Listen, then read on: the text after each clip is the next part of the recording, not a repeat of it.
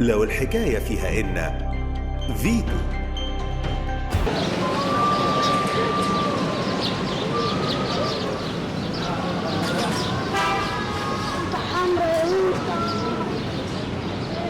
ايه اسعار يا حاج في السوق؟ الاسعار حلوه ما بتشوفيش حاجه، والسكر هو اللي شادد بقى بيجي في الجمعيه ووزعوه لمين؟ القهاوي. لا عشان واحد تروح انت تقف تاخدي تديك كيلو واحد الباقي يبقى هو يجي القهاوي. وزير التموين نايم في بيتهم ويقبض ويمشي. بيجي بتاع الجمعيه مثلا لو كان زمان بيجي المفتش يقعد في الجمعيه يقبض ويشرب القهوه ويمشي بالسلامه. لحد الان اي واحد موظف النهارده نفس الطريقه. احنا اللي بنجيب التعب بايدينا بنفسنا. لو انت قلت بكره يا شيخ الملح الشعب يلموا كله من المحلات.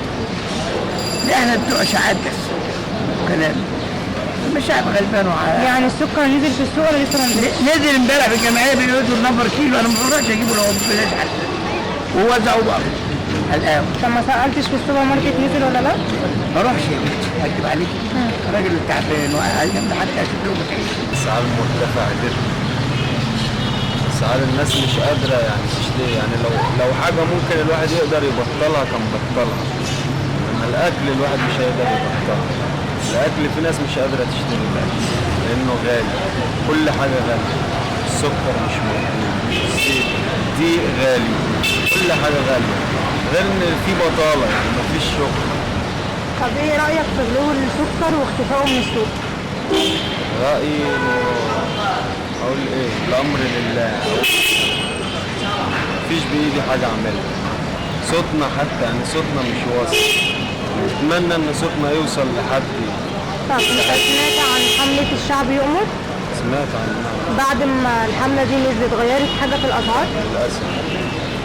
للأسف يحسوا بينا شوية، تعبانين، شباب وتعبانين، يعني واقفين في الشارع وبندوية يعني أنا متعلم وعندي يعني دبلوم تجارة، واقف ببيع في الشارع، ويعني المعيشة الأكل بس صعب، يعني العيش غالي، العيش غالي، السكر غالي، كل حاجة غالية، المعيشة غالية.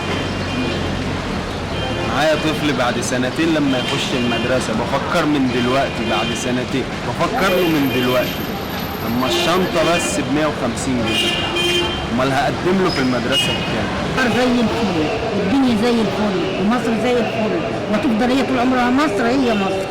حبيبتنا هي وطننا. ما لناش حاجة غير مصر بس. يعني ناكله ما ناكلوش، نشربه ما نشربوش، مش مشكلة من عندنا الأكل. مفيش أي حاجة عندنا تهمنا أبدا إلا مصر. طب الإقبال عندك عامل إيه النهارده يا حاج؟ زي الفل، أنا زي الفل. عيشة رضا.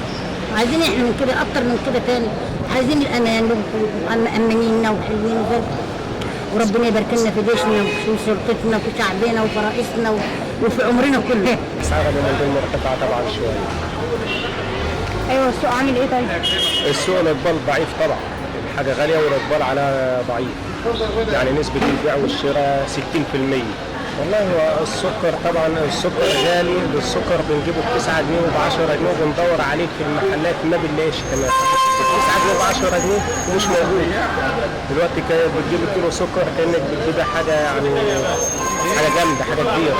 السكر بينزل ساعتين زمن في الجمعيه بالظبط وما بتلاقيش، بتلاقي الناس يعني هتموت بعدها على السكر. بتاخد قد ايه؟ كل فرد بياخد 2 كيلو.